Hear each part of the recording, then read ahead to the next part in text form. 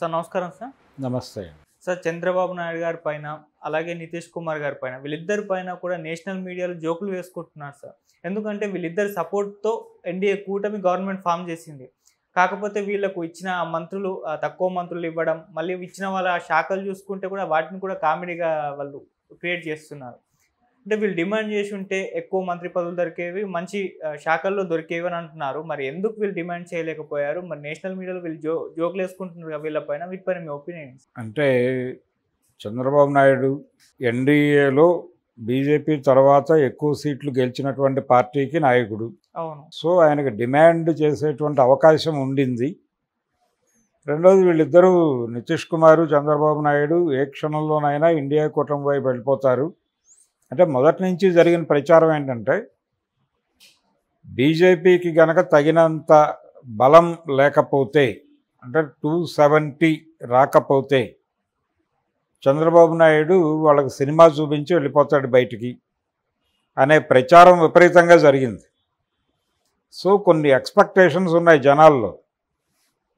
ఈయన బీజేపీతో కలవడం ఇష్టం లేనటువంటి తెలుగుదేశానికి ఓటేసిన శ్రేణుల్లో కూడా చిరాకు ఉంది. చంద్రబాబు నాయుడు యూటర్న్ తీసుకుంటే బాగుంటుంది కనీసం ఎన్నికల తర్వాత అయినా అని అనుకుంటున్న సెక్షన్ ఉంది.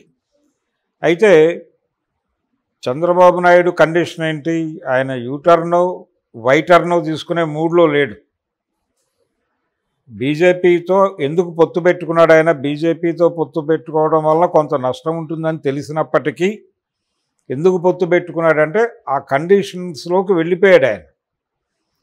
ఇప్పుడు జగన్మోహన్ రెడ్డి కేసులు ఉండటం వలన కేంద్రం మోచేతి నీళ్లు తాగుతున్నాడు అని వీళ్ళందరూ విమర్శించారు కదా జగన్మోహన్ రెడ్డిని. జగన్మోహన్ రెడ్డి మీద ఎలాగైతే కేసులు ఉన్నాయో, అతను ఎన్డీఏ అంటే బీజేపీ మోచేతి నీళ్లు తాగుతాడని వీళ్ళు మాట్లాడారో అదే పద్ధతిలో చంద్రబాబు మీద కూడా కేసు వచ్చింది కదా. దీంతోపాటు అనేక విచారణలు ఉన్నాయి. ఓపెన్ చేయడానికి తగ్గ గ్రౌండ్ ఉంది, కొత్త కేసులు ఓపెన్ చేయడానికి తగ్గ గ్రౌండ్ కూడా ఉంది. పైగా సెంట్రల్ ఫండ్స్తో రిలేట్ అయినటువంటి కొన్ని ఎలిగేషన్స్ ఉన్నాయని. సో వీటన్నిటి రీత్యా తను కూడా కొంత తగ్గి వ్యవహరిస్తున్నాడు. బీజేపీకి పూర్తి మెజారిటీ అంటే కనీసం ఈ 240 దాకా రావటం కూడా జరగకపోతే, మనం ముందనుకున్నట్టుగా ఏ 211 దగ్గర ఆగుంటే అప్పుడు చంద్రబాబు ఏదన్నా హడావిడి చేసి ఉండేవాడు. కానీ ఇప్పుడు సాధ్యమయ్యే పని కాదు. తను నేరుగా వాళ్ళని పడగొట్టే పరిస్థితి లేదు, పడగొట్టి ప్రయోజనం పొందే అవకాశం లేదు. పడగొట్టడం అనే హింట్ ఇవ్వడం ద్వారా అవతల వాళ్ళని రెచ్చగొట్టి తన మీద ఉన్నటువంటి పాత కేసులు తిరిగి తవ్వి రోడ్డు మీద తీసుకొచ్చే పరిస్థితి వస్తుందనే ఉద్దేశంతో ఆయన అలా ఉన్నాడు. ఎక్కువ హడావిడి చేసేటువంటి కార్యక్రమాలు ఇవి లేకుండా సైలెంట్గా తన యాక్టివిటీ ఏదో తను చేసుకుని పోతున్నాడు ఆయన. ఈ కండిషన్లో ఆయన కొంత కండిషనల్ అయి ఉన్నాడు. ఈ అయి ఉండటం వలన ఆయన ఇండియా కూటమి వైపు మరో కూటమి వైపు చూసే ప్రయత్నం చేయలే. ఫోకస్డ్గా ఎన్డీఏతో ట్రావెల్ అవ్వాలి అని అనుకున్నాడు ఆయన. కానీ ఆ ముందు రోజు వరకు ప్రచారం జరిగింది ఈయన చక్రం తిప్పబోతున్నాడు అని. చక్రాలు తిప్పే అవకాశం లేదు అని అందరూ మాట్లాడారు చాలామంది. ఫైనల్గా అదే నిజమైంది. ఆయన ఏ చక్రము తిప్పకుండా వెళ్ళి సరెండర్ అయ్యాడు. ఈ సరెండర్ లెవెల్ ఏ స్థాయిలో ఉంటుంది అనేది రేపు ప్రమాణ స్వీకారం రోజు తెలుస్తుంది. ఓకే. రేపు ప్రమాణ స్వీకారానికి కేంద్రం నుంచి వస్తున్నటువంటి పెద్దలు ప్రత్యేక హోదా గురించి, లేకపోతే పోలవరం ప్రాజెక్టు గురించి ఏదైనా చెబితే విందామని చాలామంది చెవులు నెగ్గదీసుకుని ఉన్నారు. ఒకవేళ వాళ్ళు మాట్లాడకుండా సైలెంట్గా రెండింటిని పక్కన పెట్టి వెళ్ళిపోతే అప్పుడు చంద్రబాబుకి ఏం విలువ ఇచ్చినట్టు కేంద్రం? గత ఎన్నికలప్పుడు జగన్మోహన్ రెడ్డి స్పష్టంగా రిజల్ట్ వచ్చిన రెండో రోజున జనం ముందుకు వచ్చి ఓ మాట చెప్పాడు. అయ్యా, నేను స్పెషల్ స్టేటస్ గురించి నిలదీసే పరిస్థితుల్లో లేను. ఎందుకు లేనంటే, నేను నిలదీస్తే భయపడే పరిస్థితుల్లో వాళ్ళు లేరు. వాళ్ళకి సింగిల్ లార్జెస్ట్ పార్టీగా వాళ్ళు ఎవరితో సంబంధం లేకుండా కూడా ప్రభుత్వం ఏర్పాటు చేయగలిగినంత సీట్లు వచ్చినాయి వాళ్ళకి. సో ఇప్పుడు నేను ఈ డిమాండ్ చేయలేను, చేసి సాధించలేను, దీన్ని గమనించండి అని చెప్పి ఒక ప్రెస్ మీట్ పెట్టి చెప్పాడు ఆయన. చంద్రబాబు పరిస్థితి కూడా అంతకు భిన్నమైన పరిస్థితి ఏం కాదు. వెళ్ళి నేరుగా దెబ్బలాడే పరిస్థితిలో లేడు ఆయన. అందుకని స్టేటస్ కో మెయింటైన్ చేస్తూ కథ నడుపుతున్నాడు. రేపు మోడీ గారు వచ్చి మాట్లాడేటువంటి ఉపన్యాసంలో దీనికి సంబంధించిన క్లారిటీ వస్తుంది. ఆ క్లారిటీ వచ్చాక లేచి పావులు కదుపుతామనే ఉద్దేశంతో వీళ్ళందరూ వెయిట్ అండ్ సీగా ఉన్నారు. అప్పటి వరకు ఆ గ్యాప్ ఉంటుంది. ఆ తర్వాత పరిస్థితి ఏంటి అంటే, మోడీ గారు వచ్చి ఒకవేళ ప్రత్యేక హోదా గురించి కానీ లేకపోతే పోలవరం గురించి కానీ మాట్లాడకుండా వెళ్ళిపోతే అప్పుడు చంద్రబాబు కండిషన్ ఏంటి?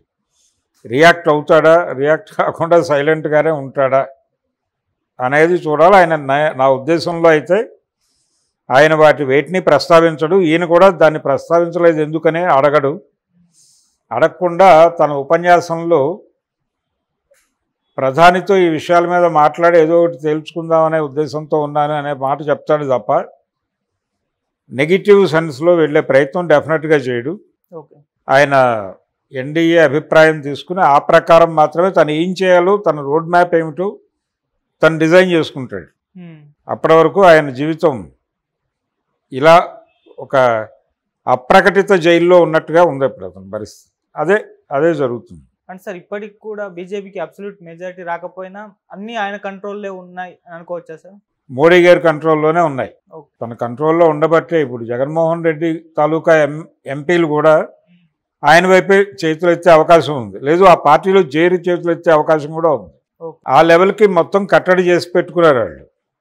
అందుకని ఇప్పటికిప్పుడు కొత్తగా బీజేపీని కొట్టేయటమో నరికేయటమో అయ్యే పని కాదు అనే విషయం ఆయనకు తెలుసు, చంద్రబాబుకు తెలుసు క్షుణ్ణంగా. అందుకని అలా ఉన్నాడు. తను వేయబోయే కొత్త మార్గానికి ఇదే రోడ్డు వేస్తుంది ఈ ఓదార్పు యాత్ర అనేది తెలుసు అతనికి. అందుకని సోనియా గాంధీని ఎదిరించి రోడ్డెక్కాడు. ఇప్పుడు కూడా అదే అతను. ఆ రోజున ఎన్టీ రామారావు గారు 89లో ఓడిపోయినప్పుడు ఆయన పెద్దగా కంగారు పడకుండా, అంటే యాక్టివ్ అపోజిషన్గా వ్యవహరించాలి, ప్రభుత్వాన్ని ప్రతిక్షణం మనం గందరగోళపరచాలి, ఇలాంటి అభిప్రాయాలు వ్యక్తం చేశారు టీడీఎల్పీ సమావేశంలో. ఆ వ్యక్తం చేసిన వాడు చంద్రబాబు నాయుడు గారే. అయితే రామారావు గారు కూల్గా ఇవన్నీ కాదు, ప్రభుత్వం తన పని తాను చేయనివ్వండి, ఆ చేసే క్రమంలో ప్రజల నుంచి నిరసనలు వస్తాయి, వచ్చినప్పుడు మనం వెళ్ళి వాళ్ళ పక్కన నిలబడదాం, కానీ మనగ్గా మనం ఏ మూమెంటు చేయొద్దు, ఎవరి వ్యాపారాలు వాళ్ళు ఎవరి పనులు వాళ్ళు చేసుకోండి, శాసనసభ సమావేశాలు ఉంటే గెలిచిన ఎమ్మెల్యేలు వచ్చి అక్కడ కూర్చోండి, ఘర్షణలు వద్దు అధికార పక్షంతో. అప్పుడు కాంగ్రెస్ పార్టీ చెన్నారెడ్డి గారు సీఎం అయ్యాడు. మనం ఎవరితోనూ నేరుగా ఘర్షణలు పడద్దు, వాళ్ళ పని వాళ్ళని చేయనివ్వండి, వాళ్ళు చేస్తున్న క్రమంలో ప్రజల్లో నిరసన వస్తే మనం వెళ్ళి జనం పక్కన నిలబడదాం అని అదే స్ట్రాటజీ ఇంప్లిమెంట్ చేశాడు ఆయన. సక్సెస్ అయ్యాడు. 5 ఏళ్లలో తిరిగి ముఖ్యమంత్రి అయ్యాడు ఆయన. కాబట్టి అలాంటి ఒక వ్యూహం ఏదో జగన్మోహన్ రెడ్డి రచిస్తున్నట్టుగా అనిపిస్తుంది. జనంలోకి వెళ్ళాలి, తిరిగి జనానికి తన సంజాయిషీ చెప్పుకోవాలి, అలాగే ఈ ఓటమికి సంబంధించిన విషయాన్ని జనం నుంచి వినాలి అనుకుంటున్నాడు ఆయన. అనుకోవటానికి ఎలా జనంలోకి వెళ్ళాలి అనేది ఇప్పటిదాకా ఒక సందిగ్ధం ఉండింది. ఇప్పుడు ఆ సందిగ్ధం తీరుతోంది. వీళ్ళు విగ్రహాలు పగలగొట్టడం ఇదంతా. రెండోది, ఈ ప్రమాణ స్వీకార కార్యక్రమాలు ఇవన్నీ అయిపోయిన తర్వాత కొంత గ్యాప్ ఇచ్చి వెళ్ళాలనేది అతని ప్రోగ్రాం. అసెంబ్లీకి రావాలనుకోవట్లేదు, తను జనంలోకి వెళ్ళాలనుకుంటున్నాడు. ఈ జనంలోకి వెళ్ళటానికి ఇక్కడ వరకు కొంత రోడ్ మ్యాప్ వాళ్ళు వేశారు. రేపు ప్రమాణ స్వీకారానికి వచ్చిన తర్వాత నరేంద్ర మోడీ ఏం మాట్లాడతాడు అనేది చూసుకుని దాన్ని బట్టి ఒక క్లియర్ విజన్ వస్తుంది. చంద్రబాబు కండిషన్ ఏంటి, స్టేట్ గవర్నమెంట్ కండిషన్ ఏంటి, పవన్ కళ్యాణ్ పరిస్థితి ఏంటి, వీళ్ళ భవిష్యత్తు ఏంటి అనేది ఆయన మాటల్లో కొంత క్లారిటీ వచ్చే అవకాశం ఉంది. కాబట్టి మోడీ మాటల్లో ఆ క్లారిటీ వచ్చిన తర్వాత దాన్ని విశ్లేషించుకుని ఆ ప్రకారం ముందుకెళ్దాం అనే ఉద్దేశంతో వేచి చూస్తున్నాడు ఆయన. వేచి చూస్తున్నాడు తప్ప ఈ పార్టీని దేనిలో విలీనం చేయాలి, కాంగ్రెస్లో విలీనం చేయాలా లేకపోతే గంగలో కలపాలా అనేది అనుకోవటం లేదు తను. డెఫినెట్గా ఈ జరుగుతున్న పరిణామాలన్నీ తనకు అనుకూలంగానే జరుగుతున్నాయని జగన్మోహన్ రెడ్డి అనుకుంటున్నాడు. మలుచుకోవడానికి తన వంతు కృషి తాను చేస్తే విజయం తప్పదు అని కూడా అనుకుంటున్నాడు. దీన్ని thank you so much. Thank you.